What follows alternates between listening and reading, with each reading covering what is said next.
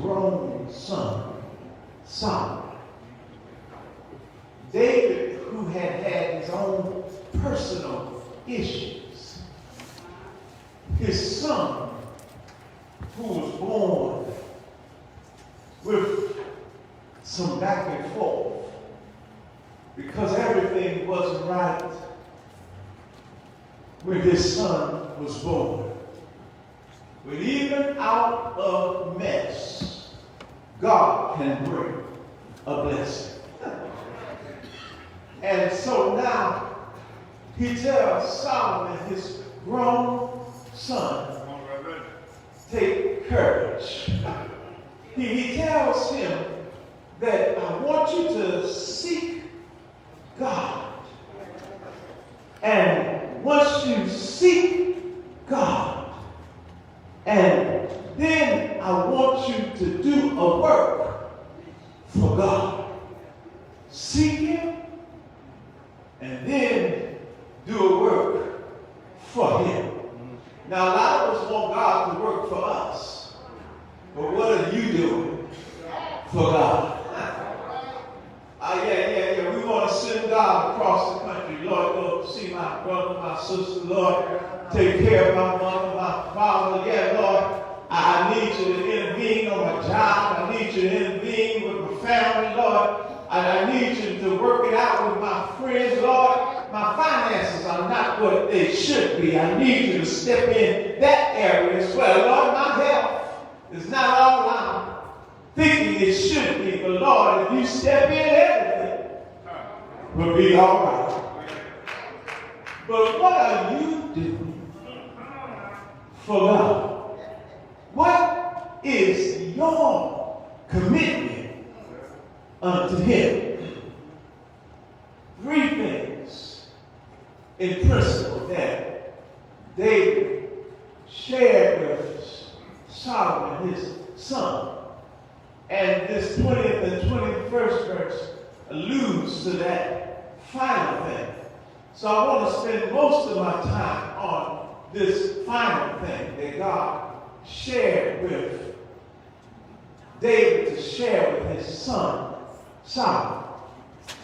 But the first thing he told David to tell Solomon was, I want you to model and build a building according to this model.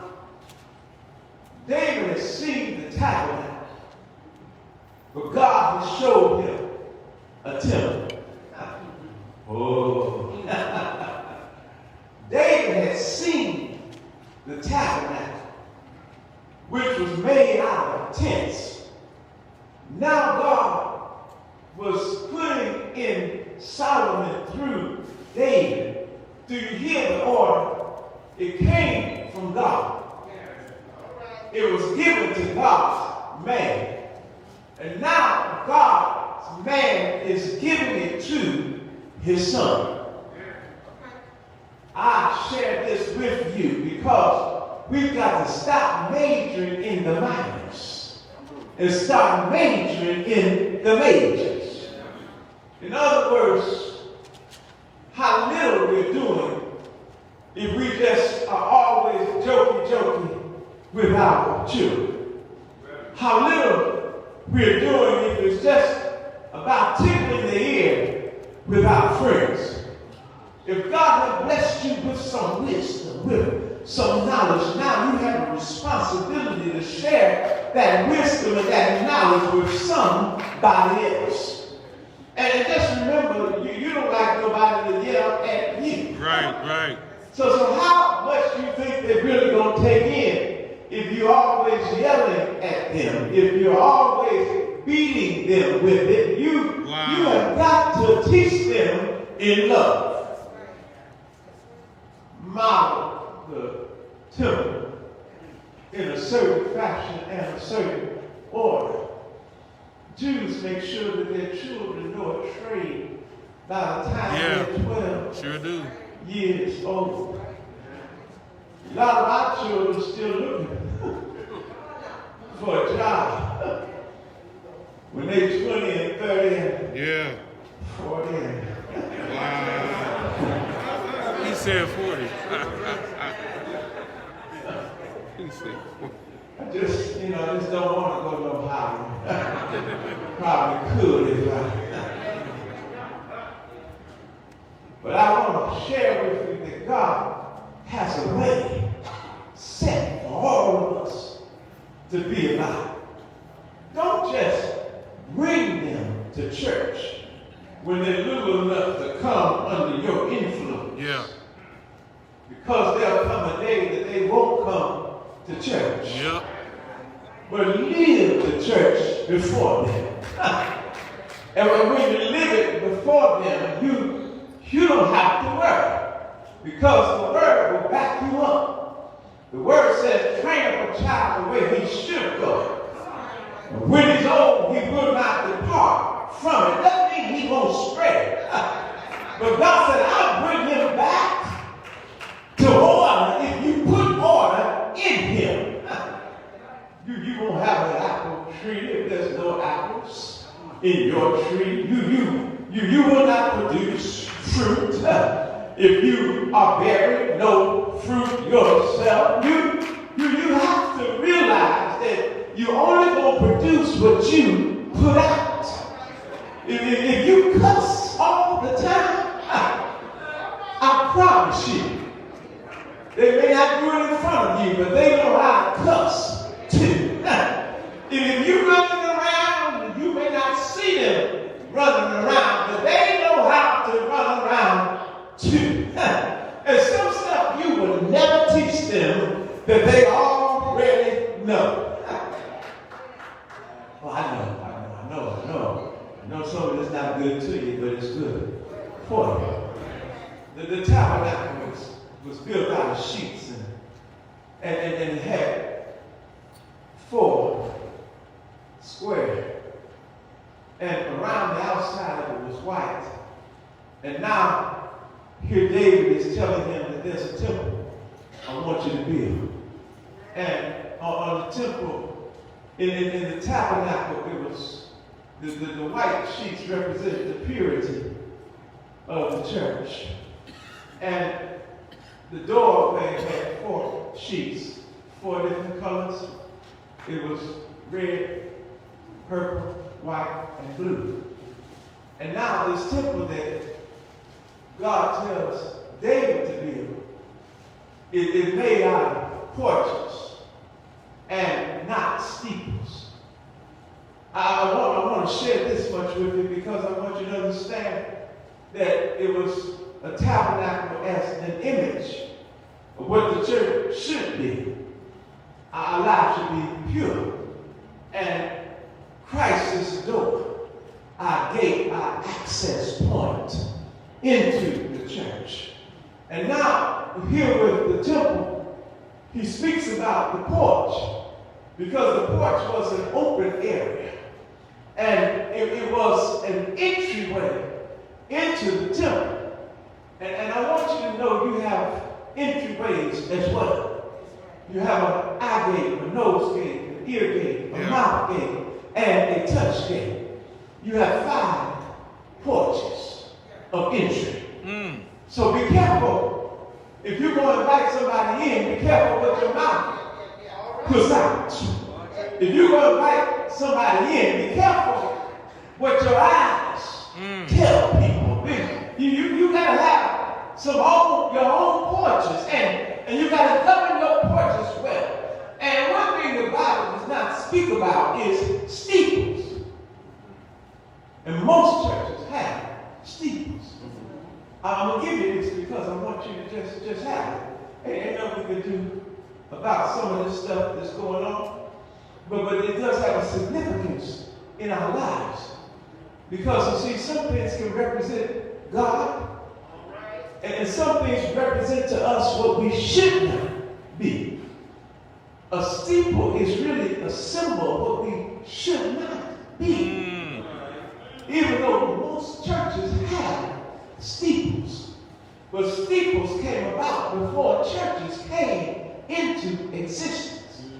Because most people worship back then idol gods.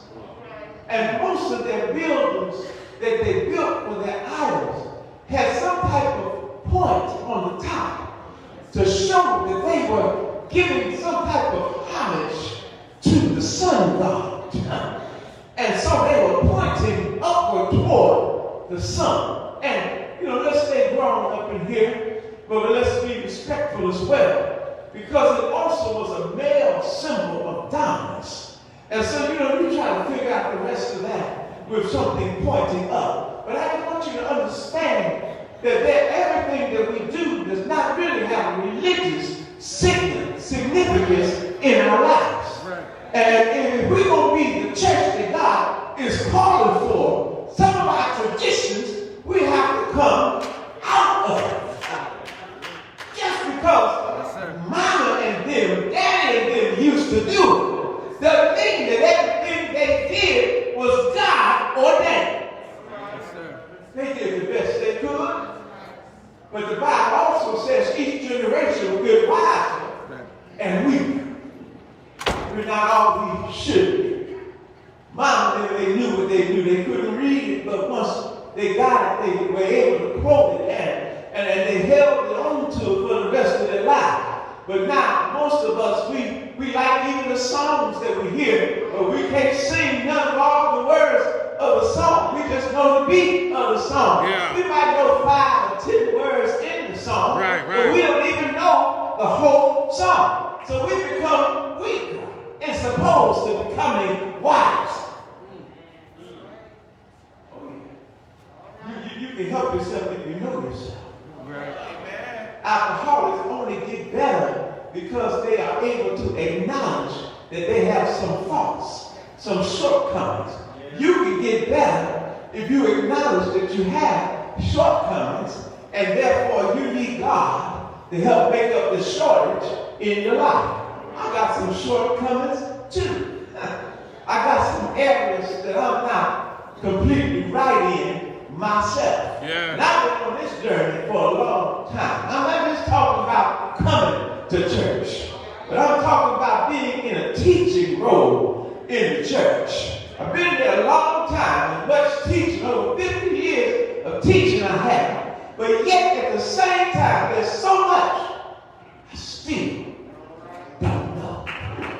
Yes. So many times, God asked God to forgive me. Messed up again. So, told them out the building. The building had walls, it had rooms, it had chambers.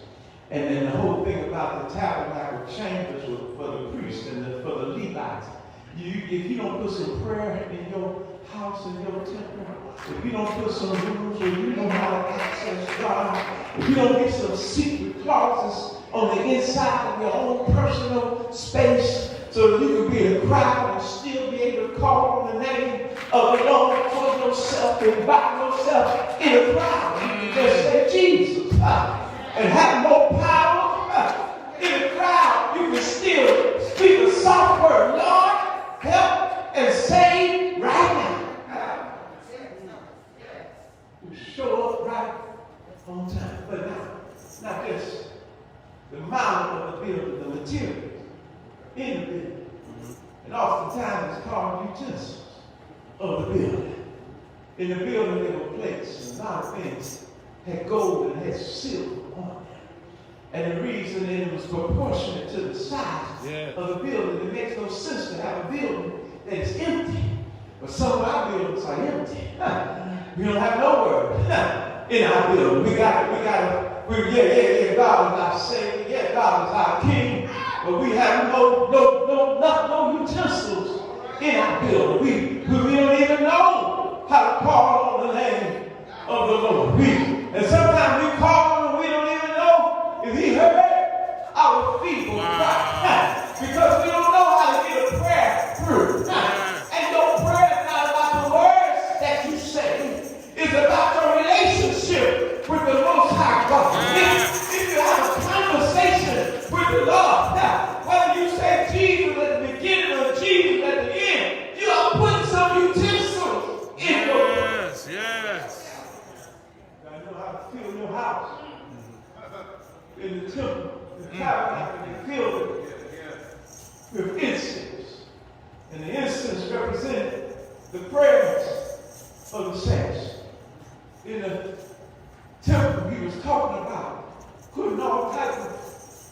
and ladders or bowls. He was talking about putting all type of tables of showbread. He was talking about putting all type of articles and artifacts in the temple. Every time you have an experience where God brought you out, put yourself a little story in your head of how God made a way for you out of nowhere, how God opened doors for you that have been closed in your face. Tell yourself, God will bless my life again and again. You want to have stories that abide of how God continued to show himself great and mighty in your life. And if God had not done it, it could not have been done. You want to be able to tell God, thank you for how you helped me raise my children. Thank you for how you helped me to have something when I had nothing. Thank you for how you opened doors closed in my face. Yes, sir. You ought to become a living testimony of how good and how great God is.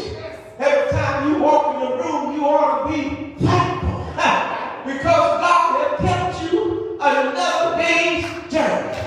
Every time you look around, you ought to be able to see how God made a way out of no way for you. Every time you look up, you ought to be able to say, Lord, you did it again. Yes, sir.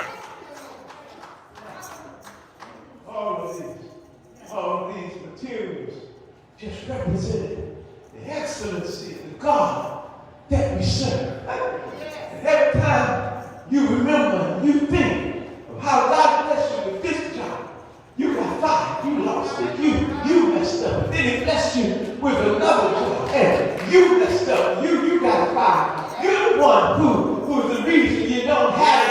And he blessed you with another job, and now you got testimony after testimony that, Lord, you blessed me, I didn't deserve it, I shouldn't have it, but over and over. Yes. Kept on making it work. Wow. Over and over again. Over and over. You know, a lot of times we say, I don't look like what I've been through. Jesus. But you ought to really take a moment to think about what have you been through. You are out there in the streets doing what you were big bad enough to do. But God kept you even doing some crazy times. God brought you even from some silly places. God wrapped his arms around you. God changed your life. Turned it around. And now you are not the same. You don't go where you used to go. You don't live like you used to live. You don't even talk like you used to talk. But God done fixed it. So folks don't look at you the same as they used to look at you. God made a change. God done filled your house. You bought new furniture. I'm not the same. I'm not the same. There's been a change in my life. Thank you for turning it around. Thank you for giving me new joy. Thank you for rearranging me.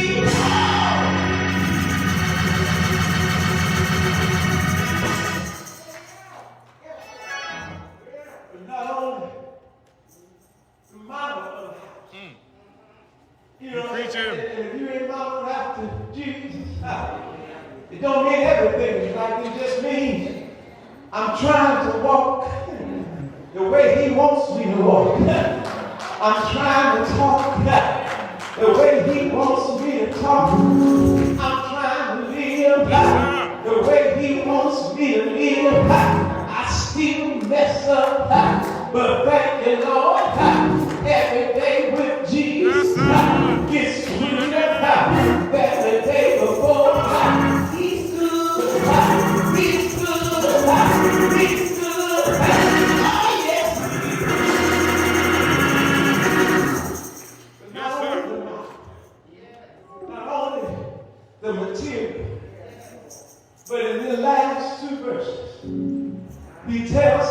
You can't make it if you have no direction.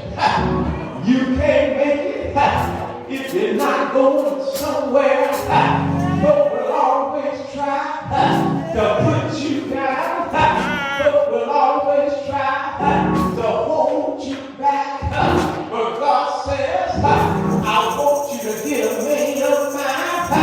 I'm not going to fear their faces. I'm not going to fear their talk. I'm not going to fear their walk. I made up my mind. I'm going with Jesus. I'm going with Jesus. Every step of the way, I need the Lord to show me how to love my enemies. I need the Lord to show me how to love those who are unlovable. I need the Lord to show me in crazy times how to be His. Let me tell you about something that's been going on. There's been trouble in the White House. There's been division among God's folk. There's been division.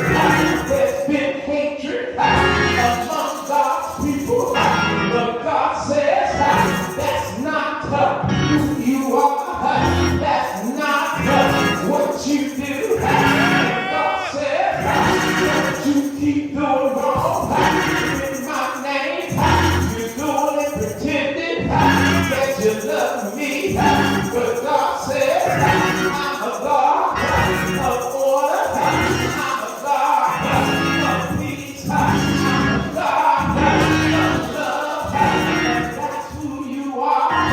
You got to learn how to love folks.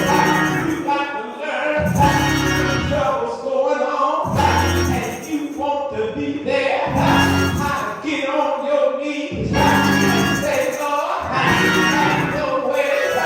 Whatever you're doing in this season.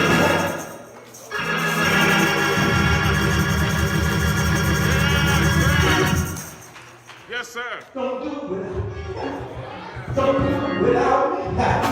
They may be crazy everywhere else, but teach me how to be sold out unto you. Hey, I want you to know that presidents may change, but God remains the same. I used to worry about the justices in